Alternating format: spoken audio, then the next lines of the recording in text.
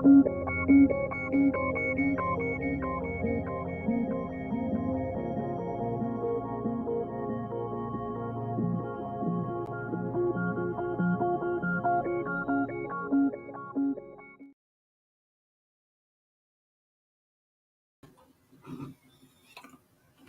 Wednesday, everybody. This is your first time to my channel. Welcome. If you're a returning member, or not member, but subscriber, welcome. I hope that you keep coming back and enjoying what you find here. There's a little bit of everything for everybody.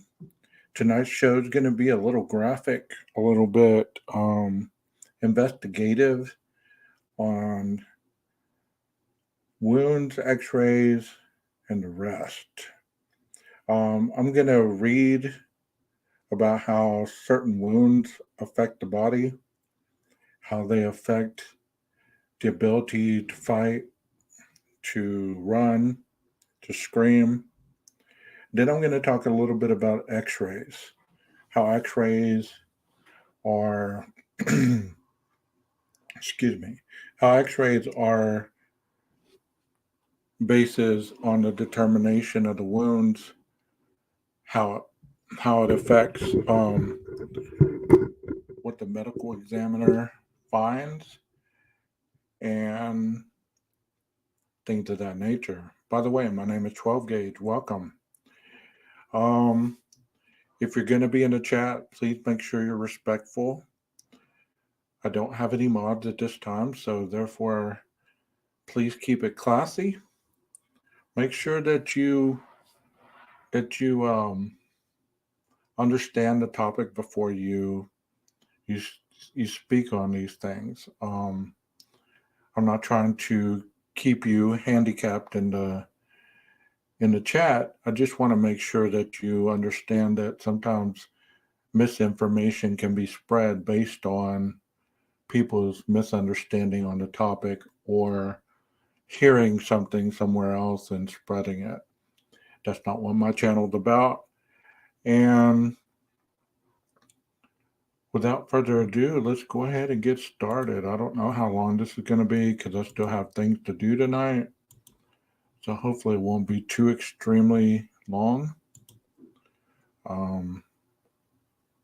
Jeff's not here tonight yet anyways, so he might drop in. So here we go. Let me go ahead and make this a little bigger.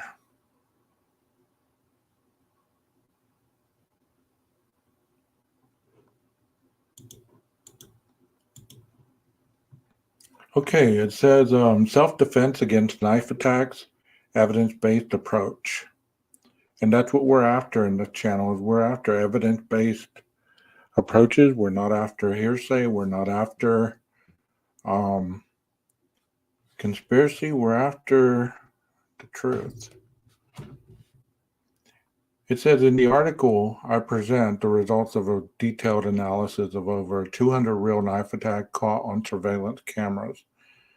The research was conducted in 2016 and updated several times since then. At one time, I wanted to understand the dynamics of real-life situations and how an attacker was most likely going to use his weapon. This, I thought, was necessary in order to adopt realistic methods of self-defense against knife attacks. No one had done it, so I decided to give it a go.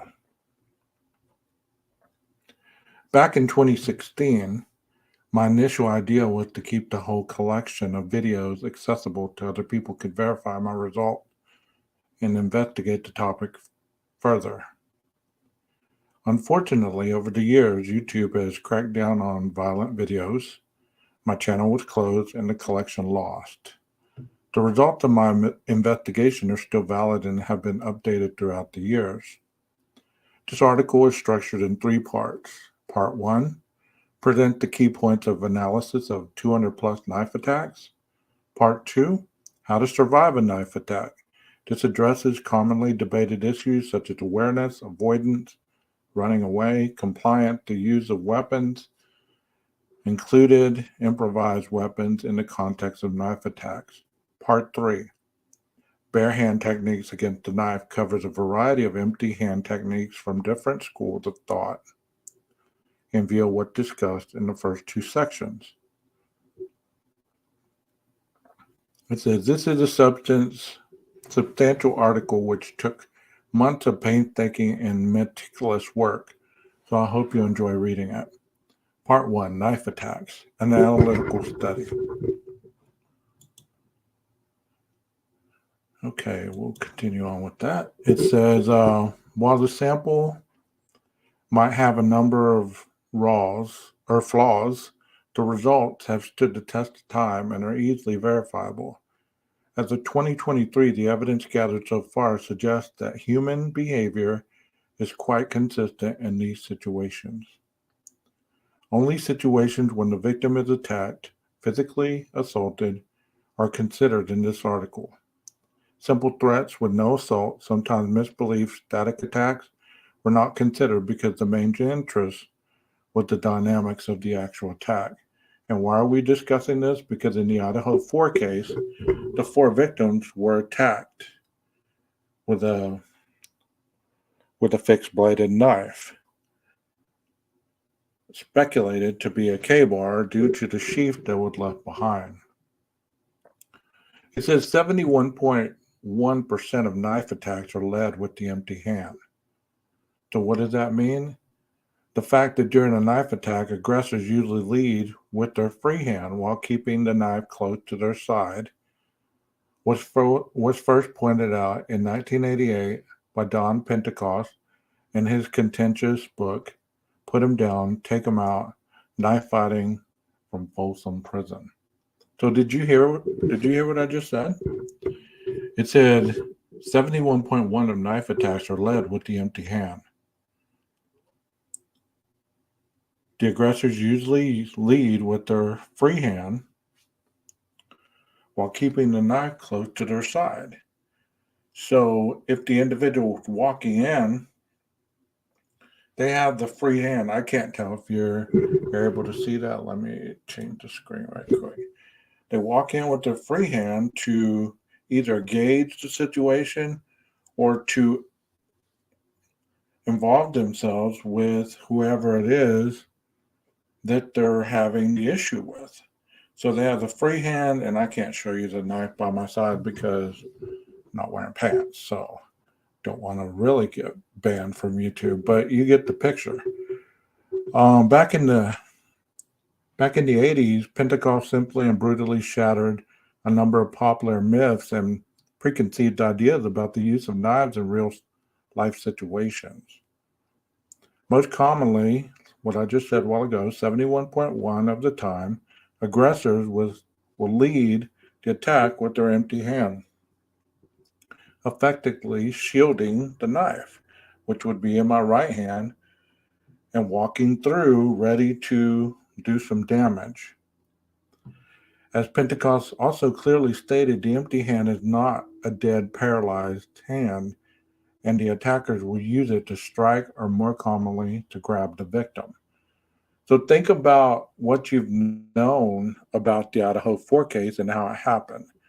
Apparently, the 2 upstairs were attacked first, so if the perpetrator was going in with an empty hand and the other one with the knife close to his body, this hand was free to grab, to push, whatever needed to be done because the other hand had the knife in it. It said, indeed, when aggressors leave with their free hand, 80% of the time they will also use it to latch on to the victim. That makes a lot of sense. You're either going to grab them, either going to pull them toward you, cover their mouth, grab their throat, whatever it might be. This use of the empty hand, also known as the leveraging arm, greatly changes the dynamic of the fight, particularly because your first reaction as a victim will be conditioned by the movement of the aggressor's empty hand. More on that in part 3. But the prime lesson, though, is that most of what is taught in martial arts and RBSD industry, i.e. attacker leads with the knife, no grabbing, no forward pressure, doesn't apply to the vast majority or 70% plus of real live knife attacks. Say that 10 times really fast. So, what they're saying is there's always going to be an empty hand. I mean, it makes sense. You're not going to go in with a knife sheath in one hand and a knife in the other, like some people have speculated. You know, you're not going to go in with that knife sheath in your empty hand because you're going to need it to either grab, to push, to open a door, whatever it might be. You're going to need that hand. It says most knife attacks are ambushes, not duels. So I shouldn't have to do this, but I'm going to do it anyway, just in case I do have some individuals that don't understand wording. Ambush means a surprise attack. This is something that is not planned. This is you believing that something else is happening, i.e., sleeping, laying there, whatever. An ambush is a surprise attack. You weren't expecting it, so therefore here it comes. For the same reason bad guys would use a force manipulator or a multiplier, such as a knife, they don't want a fair fight, but an easy prey. They'll make a surprise attack on you from a concealed position or with concealed intention, meaning that they're going to try to conceal themselves so you don't see them. That's what the next thing says, and you probably won't see it coming because they're concealing themselves in a way that you're totally caught off guard. The element of surprise. Victims who survived a violent confrontation against a knife-wielding assailant consistently reported that they were completely unaware of the existence of the weapon until after they have suffered stab or slash wounds. In essence, these survivors of edged weapon attacks state that they believe they were engaged in some sort of fight. Only later, after sustaining the injuries, did they realize that the assailant was armed. Okay, for those in the back,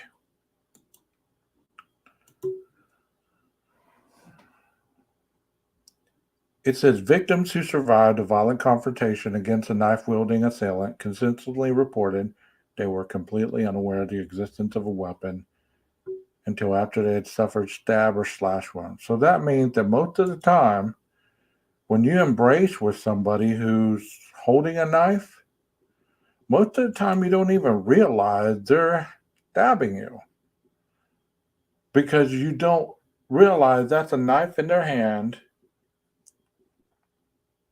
and it isn't until you sustained injury did they realize the assailant was armed, meaning that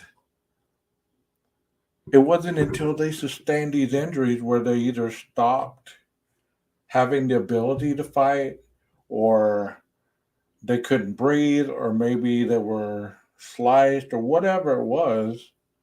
It wasn't until these instances that they realized, oh, damn, he has a knife, because it is so concealed. And I'm sure that was part of the element of surprise on this night, was the ability to be concealed. It was dark, wearing all black, supposedly,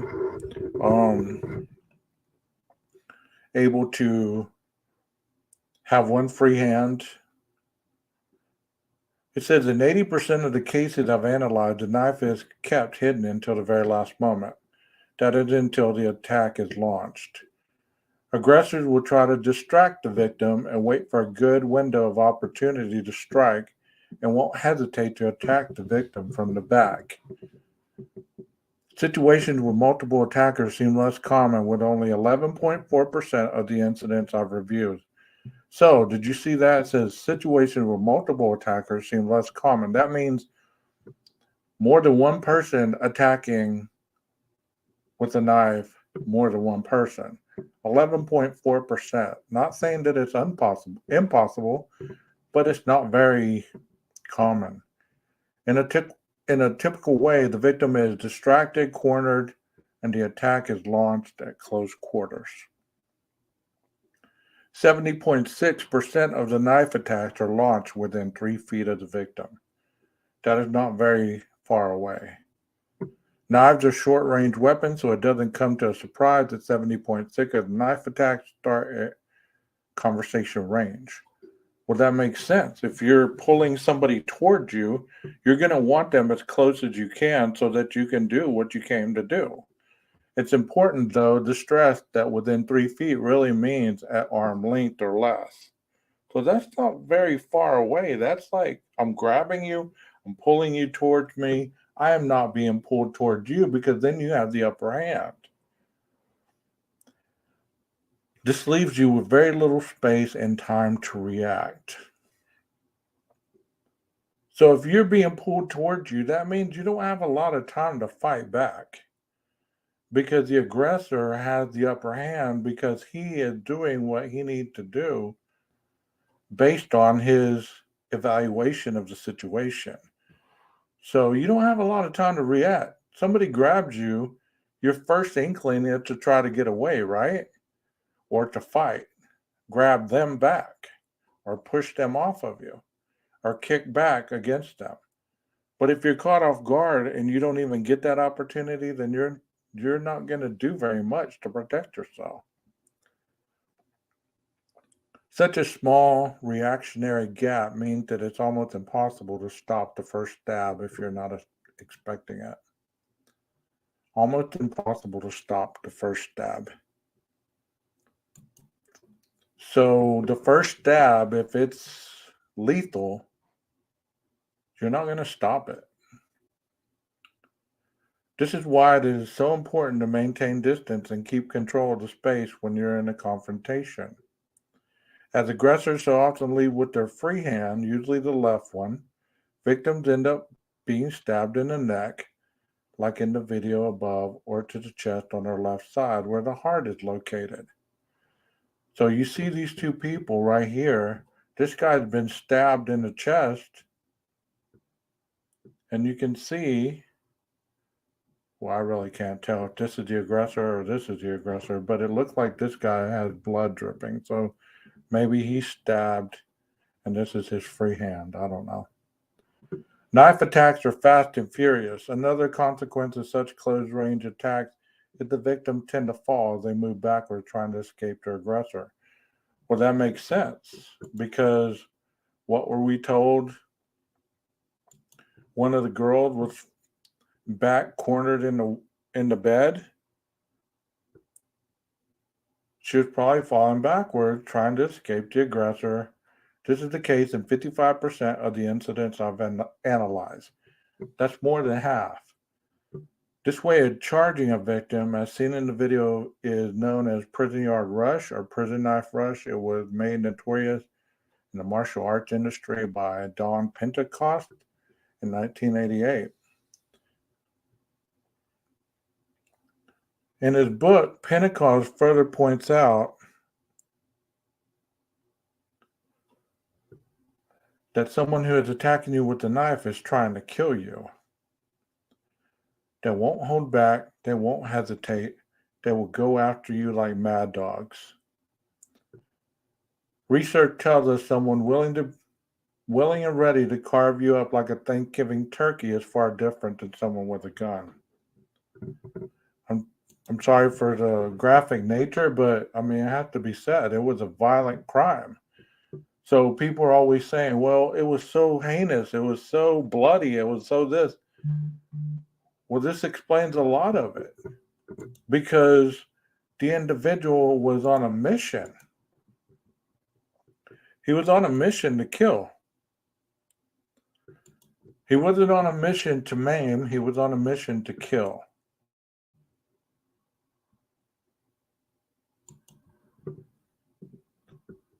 It says, what can be seen is the aggressor going full on with ruthless determination in an attempt to overwhelm his victim and cause maximum damages as quickly as possible by whatever means necessary. Knife attacks don't last long. Indeed, the average incident time for knife attacks from the moment the attack is launched to the moment it stops is 23 seconds. So you multiply that times 4, how much is that?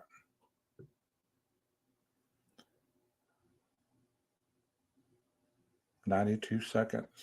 which equals a minute and a half.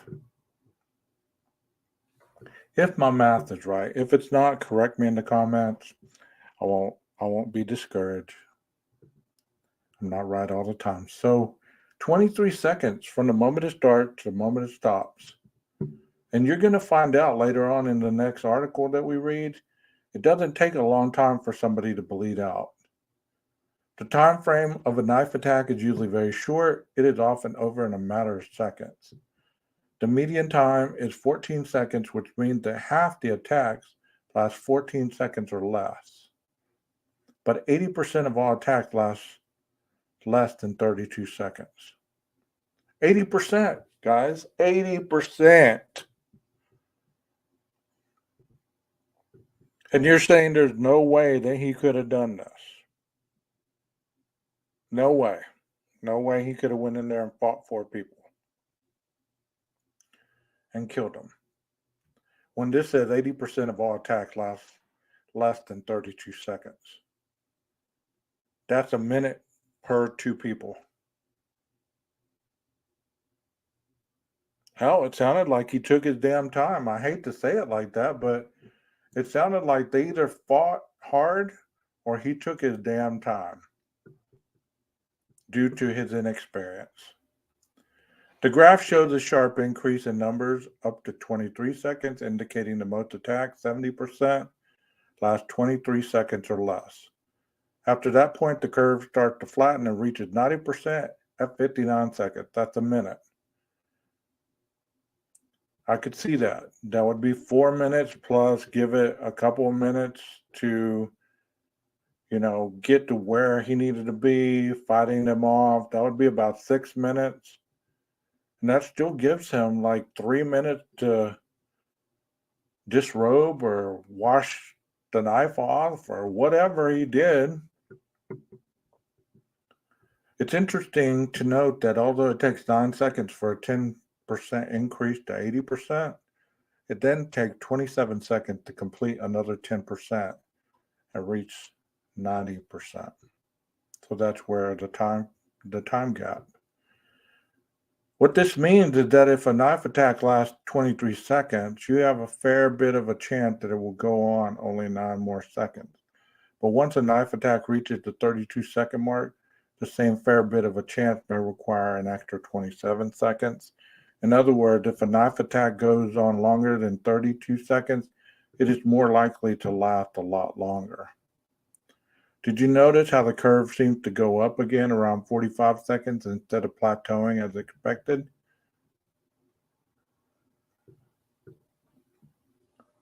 The following graph showed the number of knife attacks plotted against time to make it clear. I just show the trend line. There's a peak in the number of attacks around 7 seconds, with 25.2% of all attacks lasting between 5 to 10 seconds and half of all attacks lasting 14 seconds or less. Now, what that tipping point is seems to indicate that you can hold your ground for 7 seconds during the attack. The aggressor is more likely to give up. So if Kaylee was fighting back, had she been able to hold on for 7 seconds or more, the aggressor would have been more likely to give up. The same thing with Xana and Ethan. The fear of being caught is likely to be an important factor to keep knife attacks very short. Obviously, the longer an attack is carried, the more likely someone, including the police, will intervene. In that regard, it is interesting to note that 55.9% of all attacks are stopped by the intervention of a third party. But here's the fascinating part. From the 7 seconds mark, the number of attacks goes down sharply to reach a minimum of 45 seconds, then goes up again. What the graph shows is that there's a second tipping point around 45 seconds, after which a knife attack will tend to go on much longer, most commonly an extra 14 seconds. More than half of the over 45-second attacks last between 53 and 66 seconds. Although it is hard to infer any solid evidence from such a small number of cases, It seems that a third-party intervention occurrence are much lower in 45 seconds group than in general. In other words, these attacks lasted longer because no one intervened. Same thing with this one. Unsurprisingly, attacks by psycho lovers who don't care much about being caught seem to be concentrated in this group as well. Although the average duration of a knife attack is 23 seconds, it is important to keep things in perspective. In a short amount of time, the average attacker will stab you at a rate of 5 to 7 times every 5 seconds. So we heard Kaylee had 54 stab wounds. So divide 54 by 5. I don't know how to do that math. I wish I'm showing my ignorance here, but so you get stabbed 5 to 7 times every 5 seconds. So somebody please do that math and put it down in the comments or in the chat. Knife attacks are more often performed with quick, short, repetitive stabs at different angles. Commonly, there will be a first wave of stabs during which the attacker, taking advantage of the surprise, will land 5 to 10 stabs. Then as its victim fights back trying to escape, the stabs will be spaced out. The more you get cut or stabbed, the more chances a vital organ such as the heart or a major blood vessel such as the carotid artery, the neck, will be hit, which will result in a quick death. Things can go really fast. In one video, the victim shortly collapses less than 40 seconds after being stabbed twice. Sure, many people have survived a greater number of cuts and stabs, but the unavoidable truth is that you only need one to die. This is an important point because most attacks are not a single straight thrust, bayonet thrust type of motion, or a wide sweeping stroke. It says knife attacks are predominantly executed with quick, short, repetitive stabs at different angles, switching from low upward stab to the chest to high downward stab to the neck. Also known as the sewing machine in the prison shanking, short, rapid stabs are very difficult to stop because there is not much time and not much space to deflect and redirect the attack or block the strike. The majority of attacks are carried out using a regular grip, 58.8%, but the reverse grip, known as the ice pick grip, is at 29.9, more frequent than commonly thought. So this is 29.9. The other would be like this.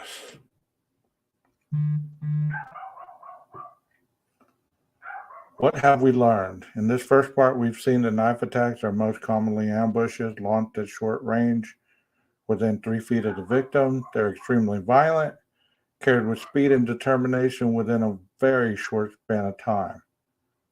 Attackers will lead with their free hand, effectively shielding the knife, stab victim repeatedly with quick, short thrusts at different angles. Attackers frequently grab and push the victim, who quite often will fall to the ground. In other words, you will be taken by surprise and you will be overcome by fear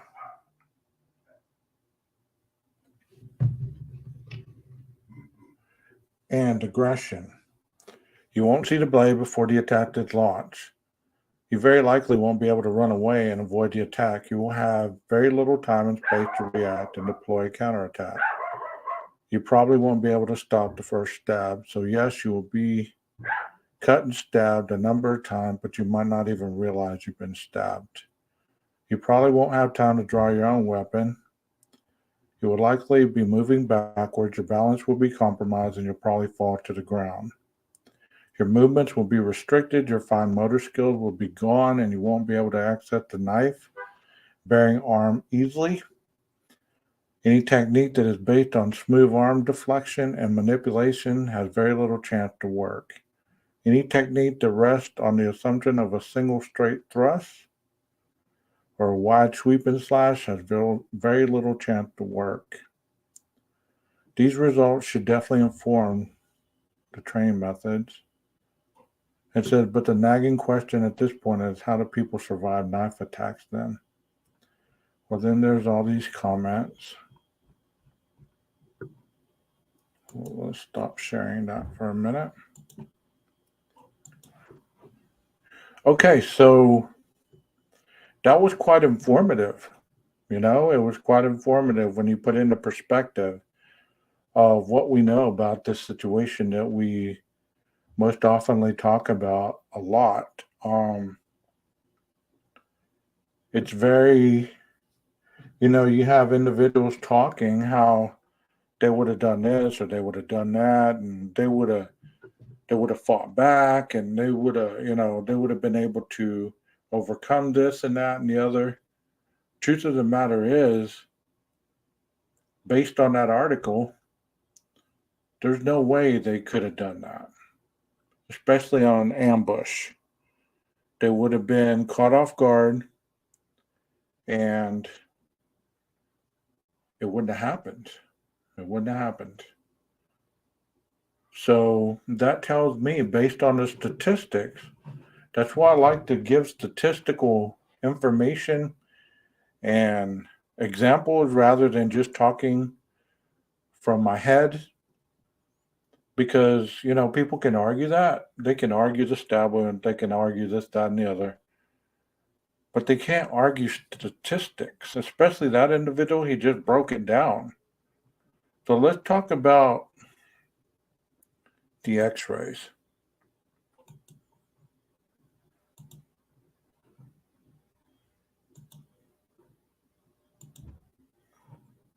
Autopsy examination of sharp force injuries. In television and movies, did you hear that? In television and movies, you'll sometimes see a scene where the pathologist describes to a detective the specific dimensions of a knife used in an attack, all based on the autopsy findings.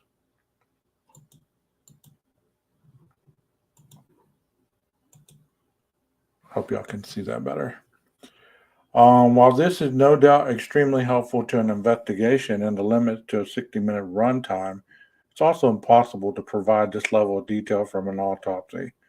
Unfortunately, the pervasiveness of such creative liberties in pop culture creates unrealistic expectation from juries, lawyers, law enforcement, and true crime communities, which we often need to gently correct. There are certain characteristics we can identify which may clarify what kind of blade was used, but conversely may not map the dimensions of the weapon at all. While any object with a pointed or edged tip can be used to inflict sharp force injuries, we'll focus on knives as the stereotypical sharp force weapon. As a reminder, sharp force injuries have clean, neat edges and no tissue bridging in the wound depths. These are the features that are used to distinguish sharp force from lacerations, which are skin tears due to the blunt force injury. The most important first step for any instance of sharp force injury is fully x-ray the body. This allows for identification of potential evidence to discover, such as a broken knife tip, and identifies potential sharp hazards for the prosecutor. So they do an x-ray, they can potentially find a broken knife tip or other metal shavings that could tell them exactly what kind of knife it was. The first issue when interpreting sharp force injuries at autopsy is distortion of the wound skin elasticity. Depending on the location and orientation of the wound, the edges may be pulled by tension along Lanzer's lines. In this is the case, reapproximating the wound edges is needed before measuring for better accuracy. The end of a stab wound may be reflection whether a blade has one or two edges, depending on whether both ends are tapered, two-edged, or if one end is blunt and the other tapered, single edge. They said that this was caused by a fixed sharp edge weapon. The morphology isn't always clear though. Occasionally a double-edged blade will have a blunt edge segment known as the ricasso just before the crossguard or the handle. If the blade is fully inserted, The impression of the ricasso may make the wound appear to have two blunt edges. The second difficulty faced is that knife wounds are rarely inflicted on a stationary body. There's typically, at least initially, a struggle involving motion of both the victim and the blade. This can result in wounds which are distorted from the dimensions of the weapon. These kind of wounds also don't necessarily imply that the person holding the knife was torturing the victim. It just means that there was motion between the body and the blade. For example, a dovetail or a V-shaped wound can be created if the knife is inserted and removed at different angles. This could happen if either the victim is moving or the assailant moved the angle of the knife or both. So all these were noted, I'm sure, at the autopsy. Another relatively frequent source of confusion is depth and wound relative to the length of the blade. All soft tissues are compressible, but certain parts of the body have a little more give. For example, the relatively soft abdominal pannus and viscera are easily compressed, whereas the chest is held in rigid position by the rib cage. Therefore, it's very possible for a 5-inch blade to leave a wound 8 inches in depth if inflicted in a soft location like the abdomen. Additionally, if the blade isn't inserted to the full length, the wound depth could also be shorter than the weapon. One concerning trope on television is the immediate reconstruction of a crime based on autopsy findings. That one example, much emphasis is placed in the media on identifying defensive wounds. However, there is no way to tell at autopsy if a wound was sustained defensively or aggressively. And to be fair, even if the incident was caught on camera, there could be differing interpretations. How telling. Because that's all we've heard is there were defensive wounds to the body. There were defensive wounds to the hand, to the fingers. There are characteristics which are more commonly seen in defensive wounds, such as locations on the hands and the forearms as the victim attempts to block or grab the weapon. Hand wounds can also be seen on the assailant, though, as blood can make their hand slip into the cutting blade during thrust. Similarly, it is never possible to ascertain the handleness of an assailant from a wound pattern. Serrated knives may leave a characteristic pattern of abrasions on the body, but may have no mark depending on the angle of the wound. So if such marks are present, it's distinctive of a serrated weapon. But if they're absent, the weapon could either be serrated or a straight-edge blade. Contrary to what is shown on TV, there's no way to identify and match one specific knife to a particular wound. The closest we could get would be finding a broken segment of the blade within the body. And even then, one must imagine there's more than one knife in the world that has a broken tip. While the wound would be so much simpler place if the answers were possible, it's our duty as scientists and physicians to be honest about the limitations of science and avoid speculation. I want to show that really quick. And that concludes that. There was a lot of valuable information in that part. You know, the more you learn about things by scientific articles and things of that nature, you know, it cuts out all the speculation. It is if you can articulate common sense plus have an analytical mind.